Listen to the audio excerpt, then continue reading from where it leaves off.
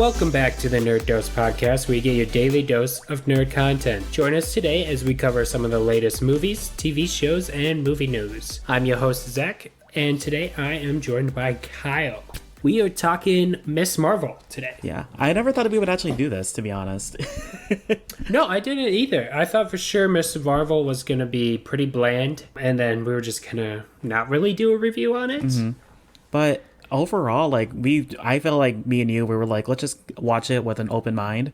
And I feel like after the first couple episodes, I think we pretty much really loved how this show was tackled, in my opinion. Yeah, I think it started off a little weak, but then finished really strong, which is kind of a very different formula and take than the typical Disney Plus series. You know, we're so used to like the first episode blowing us away and then kind of taking a dip and then bringing it back up for the finale sometimes. So definitely a different set of pace, which is kind of interesting to see. But I feel like it executed still well, though. Yeah. No, definitely. And of course, we got the typical 6-episode Disney Plus formula. Yeah, exactly. Which I probably have a few things to mention about that later on. To start off this episode, we are going to talk about some recent news that Marvel has been kind of involved in with the VFX artists. There was a recent article, I can't remember who it was by. There was a subreddit that talked about the VFX of Marvels, and some of the recent employers kind of like spoke out on it. So yeah, I just pulled up the article. It's written by The Gamer and written by Rhiannon Bevan, if I'm pronouncing it right. And it was actually published on July 9th, so about, a week ago or so? Yeah, discover pretty much like what you were saying about how visual effects artists are being overworked when they're working with Marvel. And I'm curious if it's different when other studios, but focusing on Marvel, I feel like it makes a lot of sense with how much CGI, especially being used in these TV shows, movies, and all that stuff now, compared to like what we've done in the past with how we made movies. It's sad, like doing all this effort for them, and they're being overstressed. Yeah, it sounds like pretty much like the summary of the article described it as like very quick and fast deadlines. And to the point, like, they were just so stressful that they were, like, borderline unattainable. There's a bunch of quotes that we could probably read off. I found one quote. It says, "I am quite frankly sick and tired of working on Marvel shows. Marvel has probably the worst methodology of production and VFX management out there. They can never fix the look for the show before more than half the allocated time for the show is over. The artists working on Marvel shows are definitely not paid equivalent to the amount of work they put in." That says a lot, because obviously without these visual effects also, we aren't able to see the full potential with how these shows are. Obviously, you have the actors that obviously contribute a lot more, but you also got to give claps and handshakes or whatever to the behind-the-scenes production. You know, those are the ones that create all of these movies.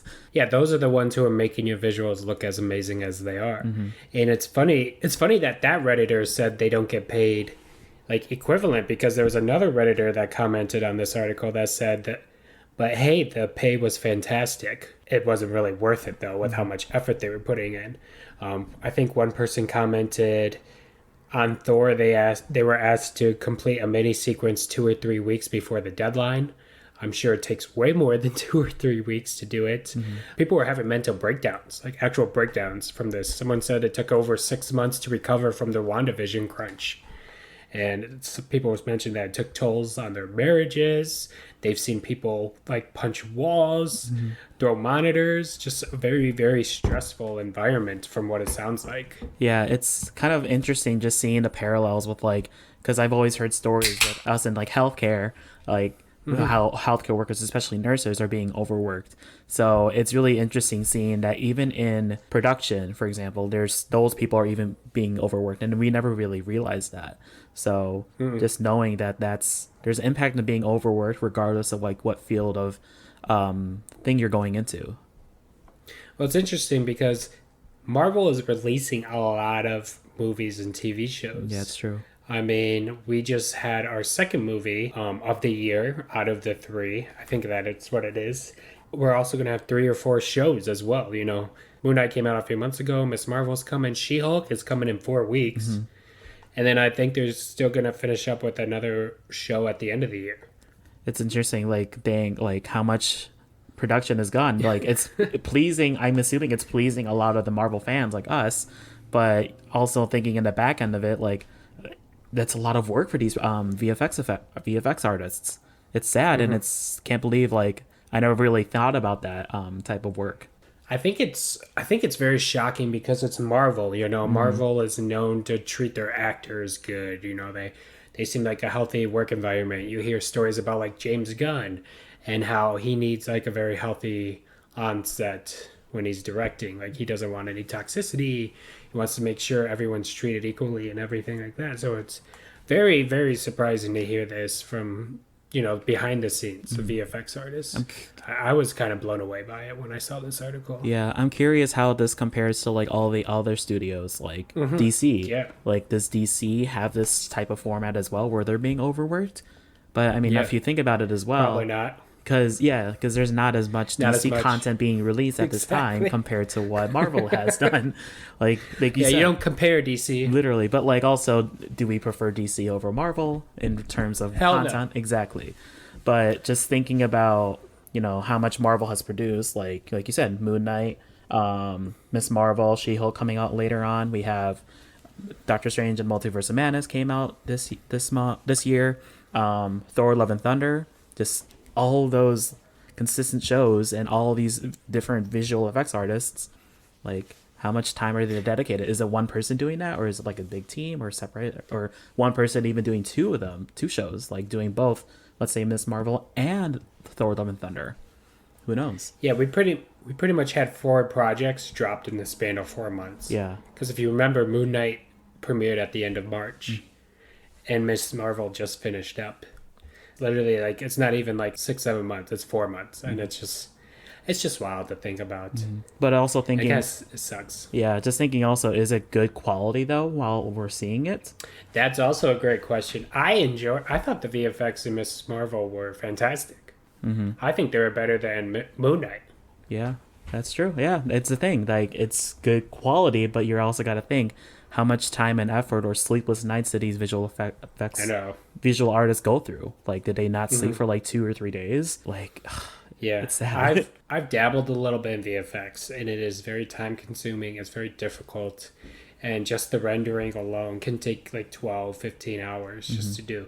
Yeah, it definitely takes like a very, very long time. So I can't imagine what they're going through. Yeah. But hopefully this article kind of shined a little light on the public's eye, and Marvel will change a few things. You know, I think we both can agree that we will wait longer if that means we'll get like better visuals and better VFX. Yeah. Like, they're the ones setting these deadlines. You know, us as fans, we're excited regardless. So if we have to wait a few weeks or a few months, I don't think anyone's complaining there. I'm fine. Yeah, as long as the standards are up to par for me, then I'm okay with waiting. I'd rather wait for something longer in order for it to be better executed, whereas something that's been rushed to be made and it has worse quality, you know. Exactly. I rather prefer that. Completely agree. Well, I think there was some recent news with Thor as well. A lot of people were kind of upset about the 2-hour, you know, movie.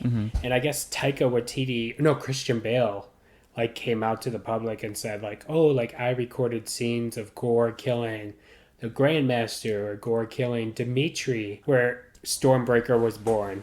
And the planet? Yep. Okay. Or the star or whatever.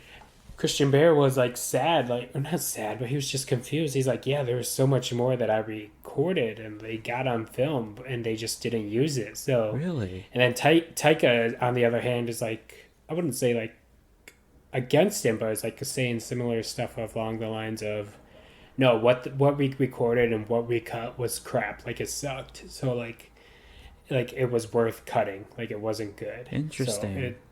So I think that's kind of because you got Christian Bale who recorded it, complete opposite, saying like it was good, it should have been in the movie, and then you got Taika's like, no, it wasn't good. Really? So it makes you wonder, like, is it the director? Is it the studio that's cutting these short films? So just some more light shined on Marvel.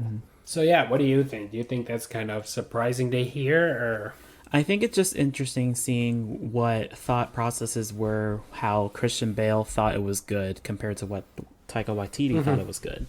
I'm hoping that there's going to be an extended cut where we do see some of the deleted scenes implemented into Thor: Love and Thunder in like streaming websites or like in new releases. Like, I'm not sure if you saw Spider-Man No Way Home is going to be coming out back in theaters, and they're going to be doing an extended cut where there's probably scenes that we haven't seen before implemented into this movie. So I'm so excited for that. I know they already released the scenes that they added. Exactly. That they're going to add. So I'm just I think thinking there's like 5 or 6. Yeah, so I'm thinking, I'm hoping, is there going to be some sort of parallel where this is going to happen for Thor: Love and Thunder? But so, don't get your hopes up. I had a feeling. It sounds like Taika said there's a 4-hour cut of the movie that will never be released. Dang. So, anyways, we'll just move past Thor. We liked it, we enjoyed it. Wished it was longer, and can understand why some of the fans were upset by it. I think it's director's choice, I guess. Yeah, definitely. Or studio. We don't know. That's true. I mean, like, if you saw, like, I think we saw that Doctor Strange Multiverse of Madness was about a 2-hour-ish movie, and now Thor: Love and Thunder was about 2 hours as well. Is that their limit, you think? I know, exactly.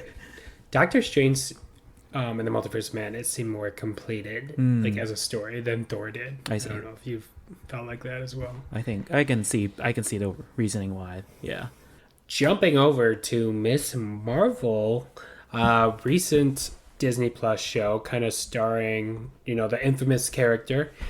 She was an Inhuman in the comics. In this show, well, if you've seen the season finale, not so much.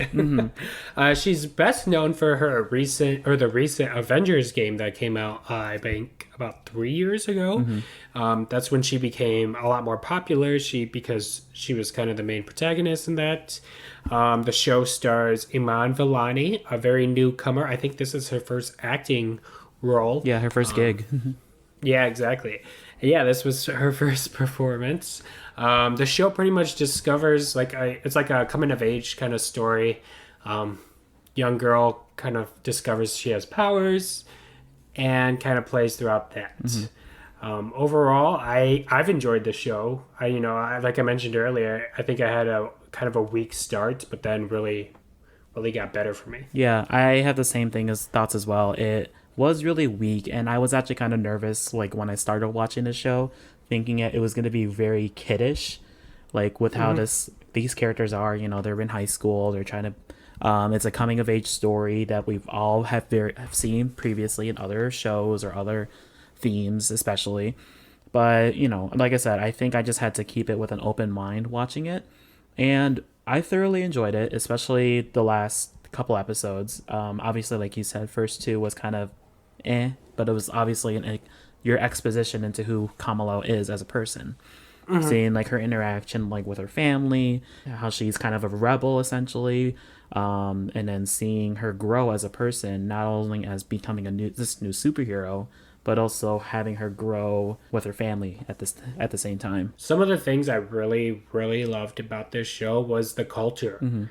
Like, they were able to portray the Pakistani culture so well. Yeah. I felt so immersed into this New Jersey city lifestyle. Like, I loved every bit of it. And I think it was done a little bit better than Moon Knight.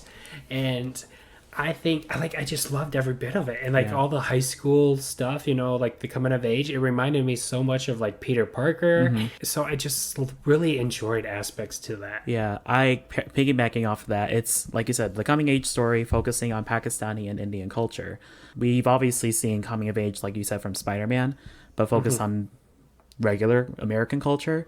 So seeing it in a Pakistani like style, like seeing the mosque or seeing the holidays that they celebrate, like Eid, for example, that we saw in, I think it was episode 2.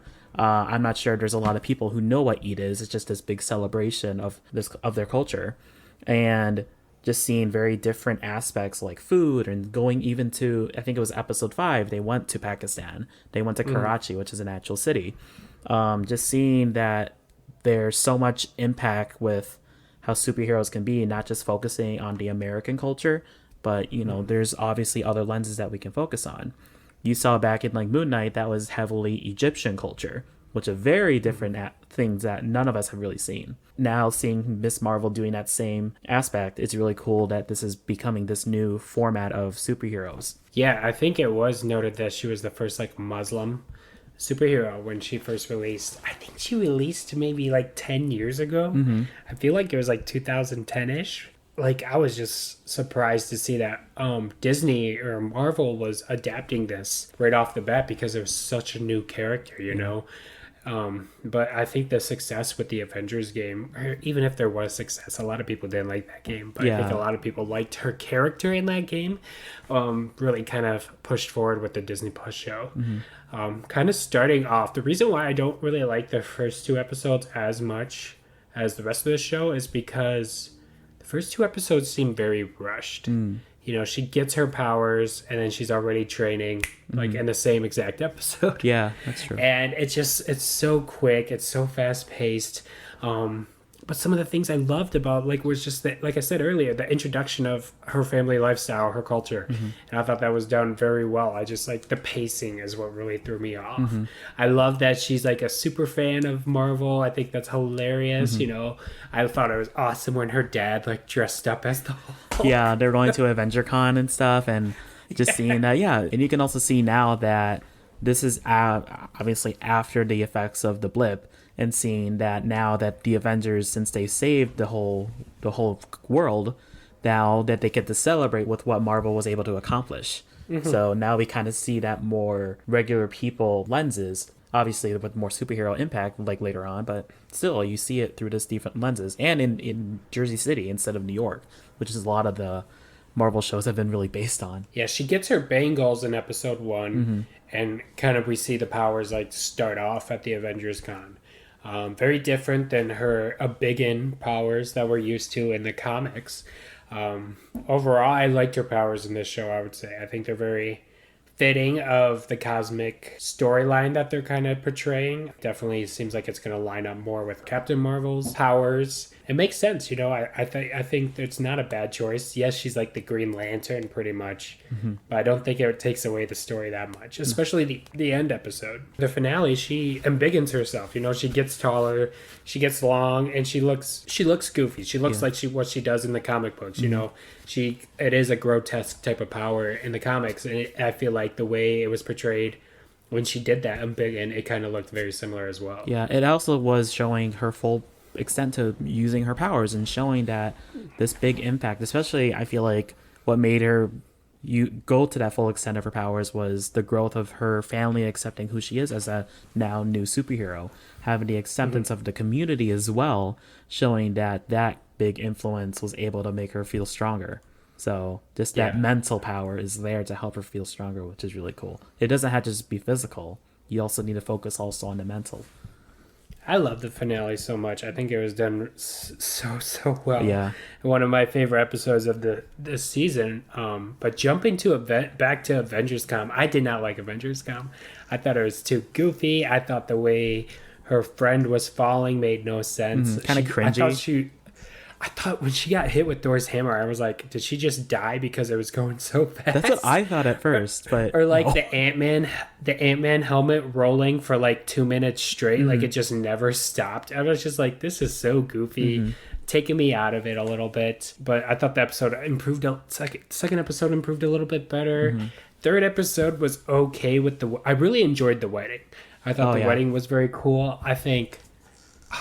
It just brings me back to like Bruno. Like I love Bruno's awesome. Like to see her family like accept him, you know, as soon as he was like dancing in the wedding sequence, I was like, I had a big smile on my face. I was like, oh, I love this so much. Like, you know, they treat him like one of their own. And I think that's so fun and nice. It's really cool because like I'm sure probably not a lot of people are knowing what Pakistani weddings are like, or Indian weddings, or even like Middle Eastern weddings in general. Those are like true. Like I know I've had a lot of friends tell me about their wedding stories, and they are as crazy as that, if not even more crazier. That's awesome. And just seeing like how culture is such a big impact, it's really cool. And showing, especially like you said, Bruno being introduced or being accepted into this Pakistani culture, allowing him to participate in the dance for Amir's wedding, just showing that they all care for him. And that's how like these, not even just Southern Asian, but all Asian cultures are like. We are always like very accepting of everyone, regardless of who you are. Yeah, my boy Bruno he's friend zoned pretty hard, man. Yeah, that's another sad thing as well, because I'm not sure who I like better. Man. Do I want Bruno and Kamala together, or do I like Kamala and Kamran together? Dude, I don't like Kamran. Yeah. Fuck that guy. He's kind of a dick. No. Okay, so at first he did come off as a dick, and then you like learned his backstory, and then you liked him. But then once he got his powers, he's like, no, I'm gonna hurt people, and I'm like, no, what? Yeah. Is he going bad now? And then you see Kamala, she was like protecting him, but at the same time protecting him, protecting the crowd. Like she was. Like, he just caused more stress for her, and I didn't appreciate that. That's true. Over here, Bruno's over here discovering her genes and where her powers come from, but he gets no recognition. I know. And then, like, literally, Kamala just saves him by making him go to the Red Daggers back in Pakistan. Like, I know. I think that's so funny. I'm like, come on. Like, he was a nice guy, but then his mom was a bitch. I'll say that. Like, No, his mom was a bitch, man. Facts. Straight facts. Yeah. But I did enjoy... So, something was kind of funny that I noticed, and I don't know if I heard this from somewhere, but I thought the graphics were really well done. I think they were a fun way. You know, like, them texting was kind of cool. You got to see just very different and unique that I haven't seen in a while. You know, it kind of reminded me of, like, the old Nickelodeon shows a little bit that always had like those kind of graphics. Oh yeah, you know, like Lizzie McGuire always had something like that, or I think Ned's Declassified felt like they always had something like that. So it was kind of fun to see that a little bit. But they disappeared. I don't know if you noticed that. Like in the Pakistani episodes, they weren't really there. Yeah, and I think it was kind of came back in like episode 6. Yeah, because I think that's right. They're focused more on like episode 1 and 2, and then like when it transitioned over when they were going to like Pakistan, I didn't really focus on that. It was mainly like, oh, we saw their phone or something like that. Whereas I think episode 1 and 2, you were saying that you can see it blend in the background, like seeing it on like the street signs light up. Oh, that's their notification. Like it's really cool, like you said, with the graphics, and props to the VFX team for that. Yeah, definitely. Hell yeah, they did a great job. Exactly. We're recognizing you guys. For being overworked for probably spending, I don't know, probably a week or so doing all that.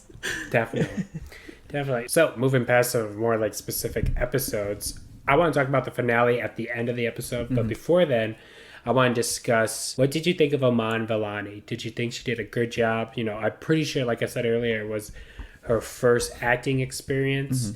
You know, she came off as a really big super fan of the MCU. I don't know if you're seeing some of these stories that she's like, she seems like such a funny person. You know, you hear that she was watching like WandaVision on the set of Miss Marvel when it was filming.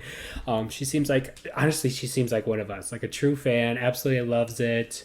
And I think one of the things I'm going back to in a previous episode, like when she got it, she actually like roasted Captain Marvel on like Letterboxd, and I think just like something like that was just so fun. So she's such a fan, and it really shows in this role for her.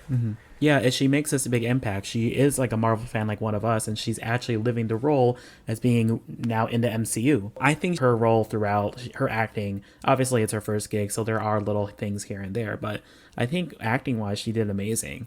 She crushed it. She did. She was able to portray, especially with how Miss Marvel is with being the Pakistani origin, showing that she does have those roots, and she was able to portray that to the audience and watching the show. She did an amazing job, and like especially with a fan of the show or of Marvel, she cared. She wanted to show people that Miss Marvel is a thing, and I think she killed it.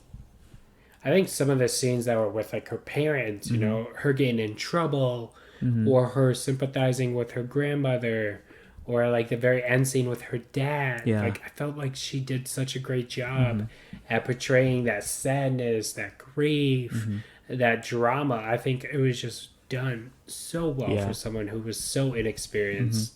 And I think she did a really good job, and I'm very excited to see where her character goes. I'm excited for Marvels now.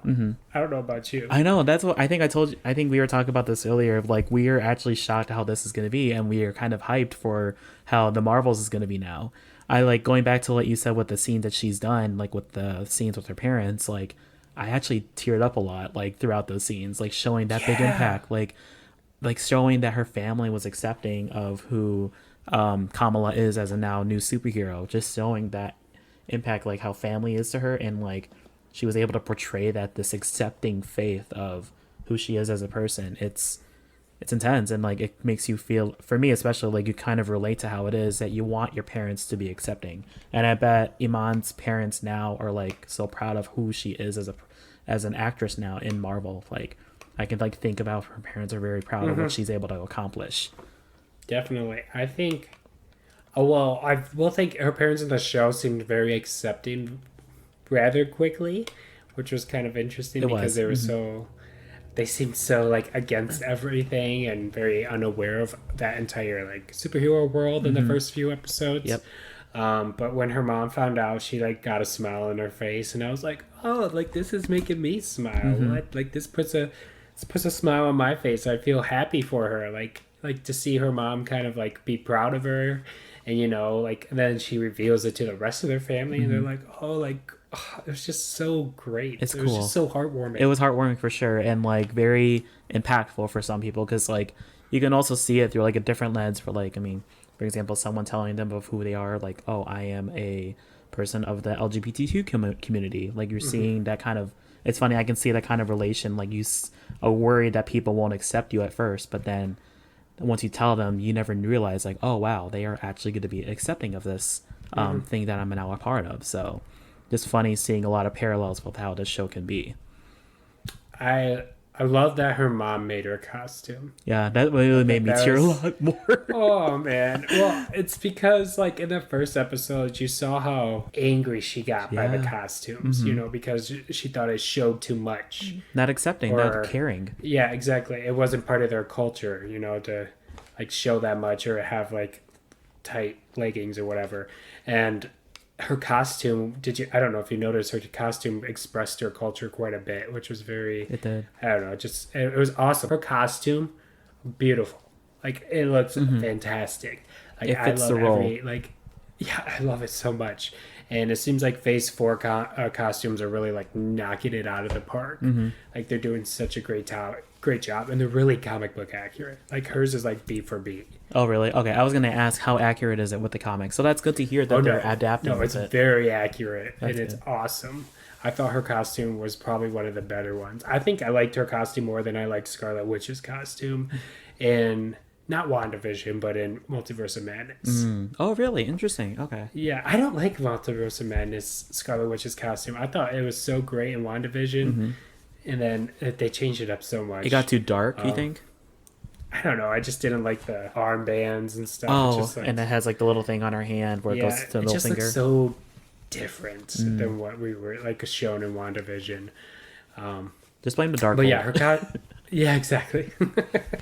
Fuck you, Darkhold. Exactly. It's dead now. It's fine.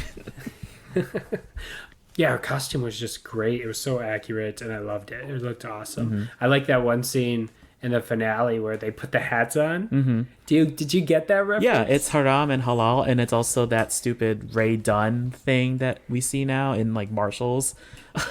Oh, really? Yeah. Okay, I understood it as the reference of like anytime a superhero is like undercover, they always just put a ball cap on them. Yeah. Like Ant-Man does it, Captain America did it, and he's like, okay, I gotta disguise you guys. Puts a hat on. Okay, you're good to go. Yeah, that's true. That's another one. But like, yeah, that kind of thing is. I was probably thinking impact-wise for culture. Like, it was haram and halal. I'm not sure. I know halal is like a term in that field. And I think because Kamran is clandestine or whatever, I think that's related more towards halal versus haram is just whatever. I could be wrong, but that's another cool like impact with culture and stuff. But a lot of funny Easter eggs, I'll say. Yeah, I liked it. Okay, we'll talk about the big scene with her dad. Yeah. I felt very emotional. Yeah. Like after that, I was like, this can bring a tear to my eye. Yeah, this made me tear a lot. Like, you see, like, her father being also accepting of her as a new superhero, and then you hear the explanation about her name, Kamala, just showing that she's important and she's proud of. He's proud of Kamala as a person of being a new superhero. In Arabic, it means wonder or marvel. Marvel. And that's right there where I kind of thought it was a little cheesy, but also it made a lot of sense though at the same time. I just like the part where he's like, "And you'll be my Miss Marvel," and like Yeah. just that whole scene of him like describing it, and it just brought a smile on my face, very heartwarming. Yeah. And there was this other scene with him. I think it was in episode 3, right before the wedding. He says something along the lines of like, "It's not that you are good, or it's like you're not a good person, you just do good things instead." And I felt like that really hammered home as well. I thought that was a good little chat with her as well. Just showing like, yeah, you can do this stuff, but is it making this big impact? Whereas now at the end, you see that Kamala is having this big impact now, can create a huge impact now for who she is as a new superhero, and it's gonna come full circle. It really did come full circle for how she is.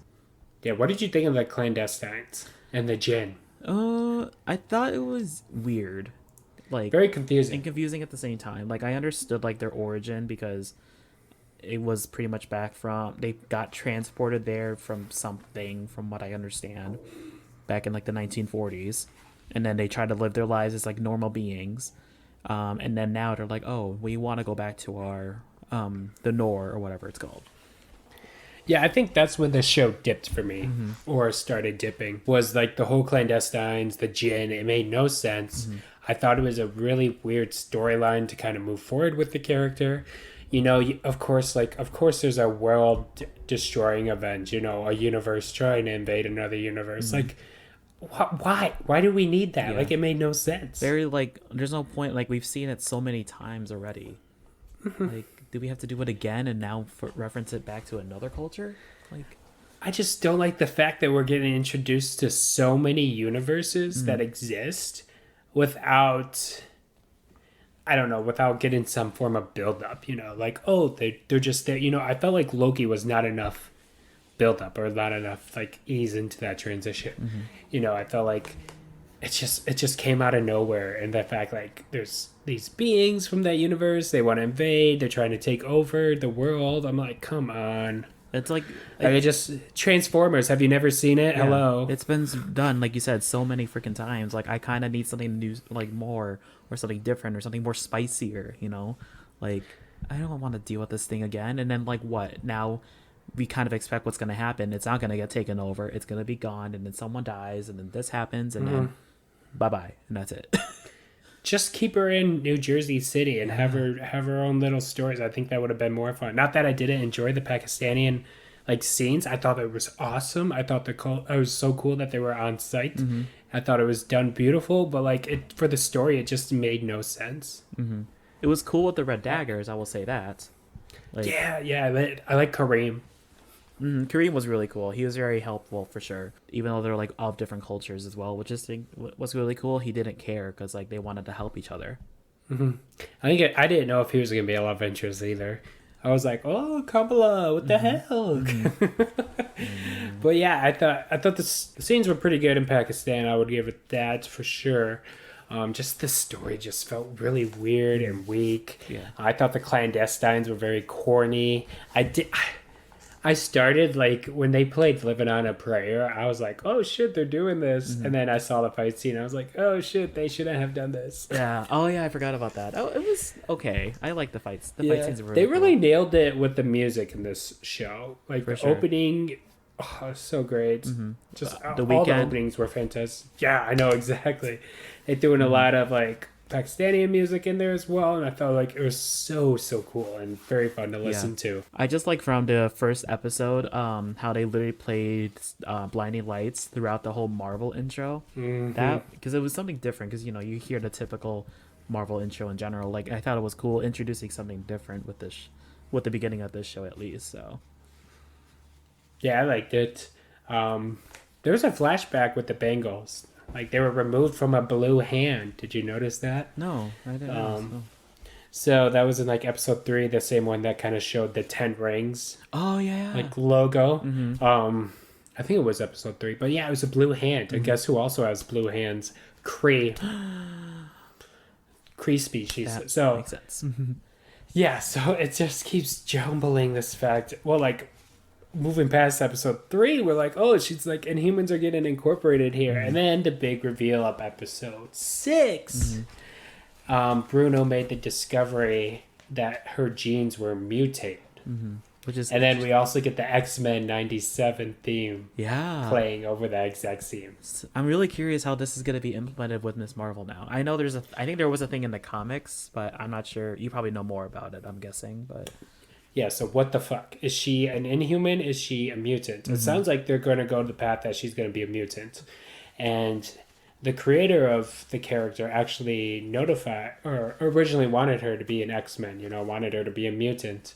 But I think recently, over the past 15 years or so, they didn't have the rights for X-Men. Oh, okay. So then they really shoved down Inhumans. I'm a big fan of Agents of S.H.I.E.L.D. That's when Inhumans was kind of introduced to me. Makes sense. With the Terrigen Mist and everything like that. They tried to create a Inhumans show and was going to move forward with an Inhumans movie, and the show was so bad they scrapped the movie, and it was just a whole big mess with the Inhumans. And now that they have the X-Men back, I think she's going to be a mutant. I really thought for sure they were going to like fake us out, or they might still fake us out. I really think I can't tell if she's going to be an Inhuman or an X-Men. Or a mutant. Yeah, it's going to be interesting seeing, because like now, even after the post-credit scene where we see Miss Marvel getting transported, and then we see Carol Danvers make an appearance, like, okay, is this going to be relevant then with Inhumans, or are we just focusing it on just the Marvels then? Yeah, because she's Kree. Yeah. She grew up with the Kree, or she was with Kree for like 2 or 3 years, like after her accident. So I don't know anymore. And then does this get related back to the Shang-Chi rings? Yeah, that's what I'm thinking. Are they an artifact? So I feel like, the only thing that confuses me, if she's a mutant, why does she need bangles to activate her powers? If she was a mutant, she wouldn't need bangles. Yeah. Just don't know if she's going to be a mutant. I don't know if they're going to fake us out. But then it makes you wonder, I'm like, they can't do mutants and Inhumans at the exact same time. There's just so many unanswered questions. Honestly, when Bruno said your genes are mutated, I still think, at that point, I still thought she was an Inhuman. And then I didn't even notice this, but then I started researching, or not researching, I just heard a couple people talking. And they're like, oh, did you notice the X-Men theme played over the... And I was like, come on, that for sure means she's a mutant then. I know. I was like thinking, oh, I heard the theme song going through, and I'm like, oh, it's something X-Men related. So I guess, like you're saying, it's probably going to be more focused on mutants. But yeah, I'm okay with her being a mutant. I mean, yes, it's different. Yeah, obviously. But if she's one of the first mutants, fuck yeah. Yeah. I think it's a great start. You could tell she's definitely going to be. I think she's going to be a decently part of like the Avengers, kind of moving forward. So I think there's going to be a good gap in between the Avengers and the mutants. I think that's going to create a healthy relationship. But yeah, I like it. I mean, it doesn't change her origins that much. No. People are mad that she's not Inhuman. I mean, so what? Whatever. I feel like I'm just thinking also, how is it going to blend well when we get mutants with the Marvel characters, like, or with with like that side? Are you gonna? Because I'm guessing there's something in the comics where that does occur. So is it going to be well executed with this then in the future? Possibly a Phase 5 thing. Yeah, that's an interesting thought. I think with her being a mutant, it definitely kind of bled throughout the rest earlier in the season, if that makes sense. And the reason why I say that is because with mutants, the biggest thing is their discrimination in the comics. That's what they're known for. We've seen X-Men movies. We've seen people hate mutants because they're different, very discriminative. And I thought we saw that quite a bit in the show with damage control, Oh, yeah. especially with how they were invading mosques. I thought for sure, and like she pointed out, like these kind of people can't have powers. Yeah. And And like he goes, "What do you mean these people?" And a kid. I'm like, and she's like, "Oh, actually, like, kids. Like, that's what I mean. That's what I mean." I'm like, yeah, exactly. And I'm like, is this kind of like an introduction to kind of how mutants would be treated? mm-hmm. And if so, I think this is a great way, like a great start, Mm-hmm. kind of like initiating that, starting that fire. Yeah, it's a really cool parallel also because like you said with damage control, like especially it wasn't even just damage control in general. It was just that Devers person, the girl, who was pretty much saying, "Yeah, let's go take over this mosque," even though we know the description of the guy. But like, they're just being so. It's funny, like really racist, essentially. No, And it was. It was sad, and it's like, and I remember even at the beginning of episode 6, is I think this is where that big impact was. It literally said that there are certain scenes that some viewers may find upsetting, and I think that was probably one of the biggest scenes that was very sad. Or even in general with what happened, like the police going to a school, you know, with what's going on in recent news with the whole stupid school shootings they're having in America, you know. Yeah, and them shooting at kids. And shooting at kids. Yeah, like it's. And I can understand and relate to as to why this is going on, and it makes sense why they had to add that title card and it's proud that they did that and showcasing that this is a thing. Yeah, they recognized and were aware of like the current state, I guess, if that makes sense. I mean, I like the one phrase that Nakia said. She goes, "You can't hide at a mosque in America. Like it's not a regular mosque." And I was just like, it makes me feel so bad. I know, and it's like she not only is. Like she said, like the Department of Sanitation has them under surveillance, or a bunch of these other things that are under surveillance just because they're a mosque. And it's sad that that's the culture that these people are going through with Pakistani or even Middle Eastern culture in general. Like, yeah, I understand with what we've gone through in the past, but you can't just make that one big assumption with these people. It's I told you earlier that like with the partition, you know, them escaping India. From the British, like it represented it, I think, or there was a parallel with kind of like damage control kind of ruling over them again. Yeah, in a way, I guess. That's another kind parallel. Like, yeah, it's cool and sad that this was happened. Very, very interesting. But I was very happy to see the community backed her up in episode 6. I was so happy with that. Like it reminded me so much of like Spider-Man and like that's what we should have seen in the MCU Spider-Man, but we haven't yet. You know, like they're happy to have her as like a hero for them, and especially with her being a Muslim as well. Like they were very happy, just to have like someone represent their culture like that as well. And it was super heartwarming to see. Like you got to go through me, and it was awesome. I love scenes like that because then it makes you really feel like, oh, it's the community is a character as well. You know, it's not just, they're not just side characters who are pointless. Like they have an impact on the main character's life as well. They do. And that, when I saw that scene where everyone was gathering around Kamala and having them like stall so that way Kamala can like escape the damage control people, like showing, she's made this big impact as the first Pakistani superhero for this community in Jersey City, showing that it's, if the community supports them, they'll do whatever it takes to protect this person, protect Miss Marvel. So I thought it was really cool and special because, and like you said, I don't think we've really seen like any big support from like superheroes, like you said, like from Spider-Man No Way Home, for example. Everyone kind of despised Peter Parker from that. I know, exactly. And it's sad, and like, well, I guess it's because it's a well-known superhero versus Kamala being only that one city-focused superhero in a specific culture as well. Did you like? Did you like the Home Alone aspect in the high school? I thought it was cool, a little cheesy at first, but definitely cheesy. It makes sense. It's just different. Though. Yeah. Yeah, they're kids. I mean, what do you think they're gonna actually fight them? Yeah. But it makes you wonder, like damage control. Like they have access to all of like Stark's technology. You know, this is the first time we've seen them use a drone, and then they use the sonic booms. It just makes you wonder, like, is this what Tony wanted? You know, like his technology to be used like this. You know, or was damage control? I can't remember if damage control was initiated after the Avengers. Because there's that one scene in Spider-Man Homecoming when you see Michael Keaton's character like get taken over by a different like government group. Because I think that's when I don't know Tony if that was damage. I didn't know if that was Damage Control or if Damage Control was created after the Sokovian Accords. I think it was I think it could be both, but I do remember from Homecoming that Tony Stark became the new president of that Damage Control thing. And okay, so maybe they were initiated after that, but then they transitioned to more of like enhanced beings, kind of keeping an eye out and protecting it once the Sokovia Accords happened. Yeah, and it makes more sense because Damage Control occurred around 2012, which is when the big Avengers event occurred, because the Sokovian stuff occurred way later, right after the events. So yeah. I think that's when it was initiated. But that's also, I was thinking of this, like how Damage Control was focused on Peter Parker when he was exposed as Spider-Man versus how Damage Control was to Kamala.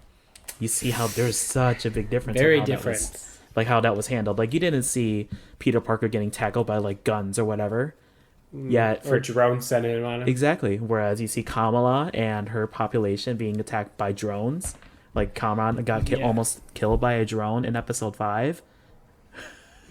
Yeah, not good. Not good. Like, is it because of the culture? Because of who they are as a person, thinking that this person might be a terrorist, which is really sad to think about. Like, it's just funny just seeing how that big impact can be with how people can think of that population, and it's sad. Like, yeah, it definitely reminds me a lot of like Falcon and the Winter Soldier, and how that kind of represented how America viewed like a different type of racial superhero as well. Yeah, and I don't know. I think they're doing a great job with tackling these social topics. Yeah. And I think they're doing a really well job at it. You know, they're definitely like, I don't know about you, but they're definitely eye-opening to me. And I think they're doing a fantastic job at like just expressing different culture and how they are treated, and especially like, and then they're blending it in with superheroes and powers. So I think they're just doing a great job at it. No, it's the same. It's really cool how they're introducing it and seeing how it can blend in with how culture can make an impact with it. Showing the good and bad side, like showing how even what we've learned in the past with like culture, especially with the Middle Eastern culture, and seeing how it can be influenced as to like, oh, now that we are in the MCU universe of it, it makes them feel worse that, oh, these people can have powers and they can be worse. And it's bad that that's a lens that some people can think through. Let's talk about all these unanswered questions. So this might come with some gripes with the show. So why did the veil open? Like, did it open because Kamala went back in time? Or like, that made no sense. Did she open the veil on purpose? Like, why did the clandestines die when they walked through the veil? You know, it made like the Jinn, like that's supposed to be the gateway between universes. To go back home. Why did it kill them? Why? I don't know if you've ever seen Agents of S.H.I.E.L.D. When they were exposed to Terrigen Mist, they're kind of turned to stone. Oh. And if a human is exposed, they turn to stone and then they break. Or not stone, but more of like a rock type crystal. Yeah, and that was also kind of similar to how these clandestines died. So that made me wonder something as well. Why did Cameron's mother had to close the portal? Like, that made no sense. Why did he get powers out of that as well? Because she didn't have powers, but now he has powers. I don't understand that part. Yeah, the transportation of the powers to him. Like, yeah, that made no sense. And his powers were interesting. I thought the end fight scene with like his powers like exploding and all that stuff, it was a bit much, only because with how Kamala and how her powers are, you know. Yes, she does the whole stepping thing. I'm okay with that. And like she does more of the big thing with her hands, but you know, in this scene she like created shields, and it just seemed like really a big extent from what her power was, especially compared to the comics. Oh, is that okay? And, yeah, because in the comics she just like blows up her fist. You know, she can't create shields or steps or anything like that. So like, you know, it's just embiggens her hands and her fists or her feet. You know, and then they did that in the show. But like the whole shield creating, I didn't really. I don't know. That felt a little weird to me. And then, is there another bangle? Like, that's the big question. Because in the comics, when the bangles touch, they can teleport. So that makes you wonder, going into the end credits scene, did did Captain Marvel have the other bangle at the time, and they swapped places. Yeah. But a lot of people were wondering if that was even Captain Marvel. A lot of people thought it was She Kamala transformed. because she transformed because she started doing that in like the start of her powers in the comics as well. She could like change her appearance and stuff. So, but I think the director has, or the creator has, confirmed that is for sure Carol Danvers. With a badass look, man. Yeah. She looks so much better. I liked her character this one, with the hairstyle also a lot better. I know. I was talking to it with Lee, and he described her look as more tactical. And I was like, yes, that's the perfect word for it. It looks more like militarized. Definitely looks more rugged. You know, it doesn't look so plastic. Plastic or too flashy, Rubbery. I guess, or rubbery, Yeah, or flashy, spandexy, or yeah, whatever. exactly. Yeah. Yeah, her hair looked good, and I thought overall her costume was awesome. Yeah. I'm curious if I'm relating it back to Shang-Chi and the Ten Rings. Like, I remember at the end credit scene for that, we saw Captain Marvel make an appearance there, and there was like some like signal that was being portrayed from there. I'm thinking, is that kind of related to the bangles as well? Because I remember seeing on like some website that the engravings are similar from the bangles to the rings. So Yeah, I could see that a big possibility. Like my theory is, or I'm wondering if like the Kree has created these artifacts, and they've kind of like thrown them at people, and then I don't know. There's so many questions up in the air. yeah. So overall thoughts throughout Miss Marvel. Starting off from what I think it was an awesome show. Regardless, it was able to showcase this superhero of Kamala, another origin superhero story, focusing a lot on the Pakistani and Indian culture. It was really cool getting that vibe, especially having that same parallel with how Shang-Chi was. You see the parallels with introducing the Asian culture with that. Same thing with Moon Knight, kind of an origin story with Egyptian culture. It had a lot of impact with culture for sure. It did have obviously a lot of its kiddish moments, but it still created these dark moments throughout the show that we've seen, especially with race and how Muslim culture is kind of looked down on certain people. But it still was really ranked high. What about you? It didn't even feel like a kid show. Like it felt like a kid show, but like some of the stuff like just didn't feel like this as much. Like I was like, this is the difference between PG and PG-13. There's like barely anything. So I think that was kind of interesting. You know, especially when the clandestines were killed, or you got to see like her great grandmother was like stabbed. You know, like I was like still like some of that stuff was still shown. I was kind of surprised by that for it being a PG show. I didn't enjoy the clandestine storyline as much, and I don't know if I'm in the majority or not. It just seems so weird, and there's just so many unanswered questions. It just makes you wonder like what was the point of it. But I think the show should have been stretched out a little bit longer, you know, get away from that 6 episode formula. But I really thought like the second to last episode I thought was really well done with the time travel, something very different we haven't seen. Yeah. And then I thought the finale like really shined on her character, her culture, the community, everything. I thought it did just a fantastic job, especially with her like trying to protect Cameron, even though he wanted to hurt people for good reason, you know. He didn't feel like they were going to accept him.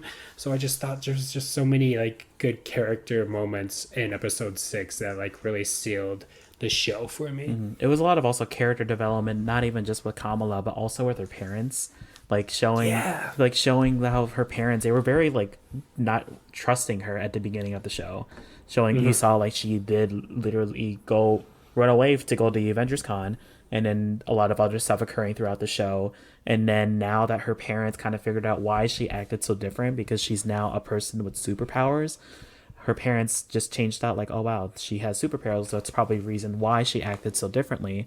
And just seeing her accept it, especially the mom making her costume, made me tear up a lot.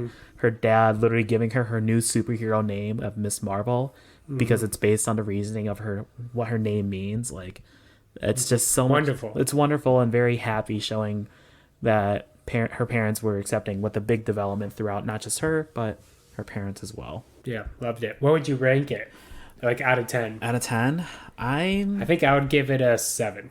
I think 7 as well, because like you said, I know you were saying with a lot of the plot holes that were missed, and like certain themes like the clandestines were kind of meh, like how they were introduced and like kind of forgotten and all that. But storyline itself, with the ending especially, that kind of made it a little bit higher for me for a 7. Mm-hmm. I think for sure I like this show better than Falcon and the Winter Soldier. Mm-hmm. I don't know if you can agree with that one, but I don't know if it ranks better than the rest of them. I think I for sure like Moon Knight more. Definitely WandaVision. Mm-hmm. Loki, I think I still enjoyed a little bit more, but I'll put it. And I definitely enjoyed Hawkeye more as well. So yeah. It's not the worst, but it's definitely out of the 5 or 6. It's not the highest. Yeah, I have that kind of same thought also. Like ranking it out of all of it. WandaVision still top tier. Loki still top tier as well. Moon Knight, I think way more top tier still as well than Miss Marvel. But I think you're right. I kind of rank it a little bit higher than Falcon and the Winter Soldier for sure. Was able to impact a lot more. Definitely. I thought there was a way more impact. Mm-hmm. I think, and it stinks that this was like the lowest viewed show because I don't think it deserved it. Mm-hmm. I think if once people gave it a shot, they would actually find some enjoyment out of the show. Yeah, that's what we had to do. Like like at the beginning of our episode, we had to look at it with an open mind, and look at us now. We watched it, and we're actually doing a review with it. See, it's funny when this show came out. Like I waited, I wouldn't say weeks. I was just so busy. Like it was like the back of my mind. Mm-hmm. I was at the same time Stranger Things came out, The Boys was out, Obi-Wan Kenobi was out. So like Miss Marvel was at like the bottom of the list. Yeah. So like I didn't watch the first 2 episodes. I think I watched all 3 episodes at the same time because I didn't rush to see it. Mm-hmm. And then towards the end, like last week, I needed to watch it like the day of, like on Wednesday. Like, so I think it was a fun transition going from that to like still to the typical, like I need to see it right now. Yeah. All right. That's a wrap on today's discussion. Those were our thoughts and opinions on Miss Marvel, and we hope you enjoyed it.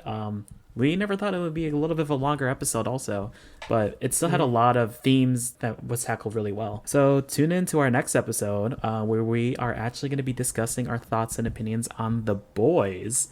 Now that I'm finally caught up with the whole 3 seasons. Binged the whole show in like a week. Yeah, so be on the lookout for that episode in the near future. Thanks again for supporting us, and we will see you next time.